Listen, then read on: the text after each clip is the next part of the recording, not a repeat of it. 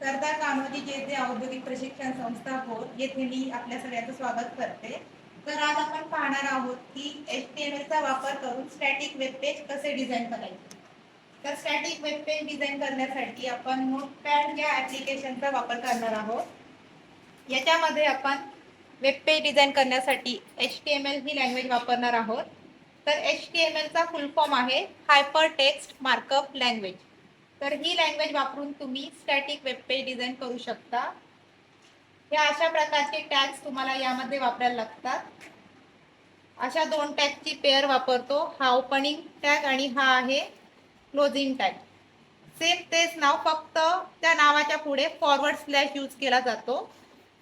तर HTML लँग्वेजचे दोन भाग पडतात. पहिला भाग आहे हा हेडिंग सेक्शन आहे की ज्याच्यामध्ये तुम्ही त्या वेब पेज साठी टायटल देऊ शकता.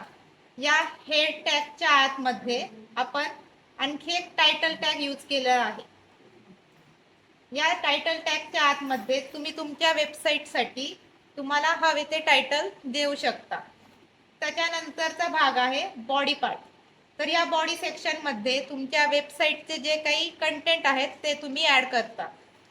तुमच्या वेब पेजला तुम्हाला जे काही सेटिंग करायचे आहेत, म्हणजे त्याचा बॅकग्राऊंडला इमेज कुठली हवी आहे किंवा त्याच्या बॅकग्राऊंडला कलर कुठला हवा आहे, त्याचं मार्जिन, अशा प्रकारच्या प्रॉपर्टीज तुम्ही ह्या बॉडी टॅगच्या आतमध्ये सेट करू शकता. तर या प्रोग्राममध्ये आपण बॉडी टॅगच्या आतमध्ये बॅकग्राऊंडला कलर, त्याच्या टेक्स्टचा कलर कसा चेंज करायचा आणि हेडिंग टॅगचा वापर करून हेडिंग कसे द्यायचे हे पाहणार आहोत. तर याच्या आतमध्ये आपण बॉडी टॅगच्या आतमध्ये दोन प्रॉपर्टीज यूज केलेल्या आहेत. पहिली आहे BG कलर, ज्याचा अर्थ होतो बॅकग्राऊंड कलर. बाय डिफॉल्ट तुमच्या वेब पेजचा कलर हा व्हाईट असतो आणि टेक्स्टचा कलर हा ब्लॅक असतो. इथे आपण तो कलर ब्ल्यू आणि टेक्स्टचा कलर व्हाईट करणार आहोत. BG कलर, त्याच्यानंतर डबल इन्व्हर्टेड कॉमा मध्ये ब्ल्यू आणि त्याच्यानंतर टेक्स्टचा कलर आपण इथे डबल इन्व्हर्टेड कॉमाज मध्ये व्हाईट. इथे तुम्ही कोणतेही बेसिक कलर्स की नावं यूज करू शकता किंवा त्याच्यासाठी कलर कोड सुद्धा उपलब्ध आहेत. त्याच्यानंतर ह्या बॉडी टॅगच्या आतमध्ये आपण हेडिंग टॅग यूज केलेले आहेत, जे की H1 पासून H6 पर्यंत तुम्ही वापरू शकता. H1 टॅगची साईज सगळ्यात मोठी असते आणि ती साईज H6 पर्यंत हळूहळू कमी होत जाते. आता आपण पाहणार आहोत की HTML चा प्रोग्राम सेव्ह कसा करायचा. तर फाईल मध्ये गेल्यानंतर सेव्ह ऑप्शन मध्ये इथे आपल्याला सेव्ह ॲज इथे टाईप दिसतो. इथे बाय डिफॉल्ट नोटपॅड मध्ये टेक्स्ट असतं, तिथे आपल्याला ऑल फाईल्स असं सिलेक्ट करायचं आहे आणि त्याच्यानंतर फाईलचं नाव तुम्हाला हवे ते कोणतेही नाव तुम्ही इथे देऊ शकता. आता आपण इथे HTML फाईल